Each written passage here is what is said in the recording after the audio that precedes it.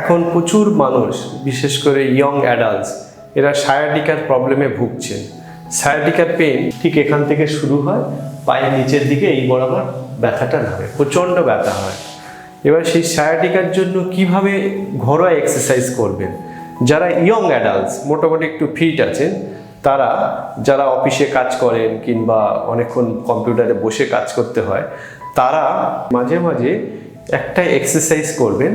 কোনো টেবিল কিংবা উঁচু কাউচ, সেইখানে পা ঠিক এইভাবে তুলবেন, এই হাতটাকে সাইডে রাখবেন, অপোজিট নিটাকে হালকা বেন্ড করবেন, এই পুরো দেখবেন এখানে স্ট্রেচটা আছে, স্ট্রেচ, এই স্ট্রেচিংটা 10 to 30 সেকেন্ড। তো আপনার প্রিকশনের জন্য দুটো পায়ে করবেন, এইভাবে পাটাকে এগিয়ে দেবেন, দিয়ে হাতের সাপোর্ট দিয়ে অপোজিট এই নিটাকে আস্তে আস্তে বেন্ড করবেন, দেখবেন এখানে প্রেশারটা আসে।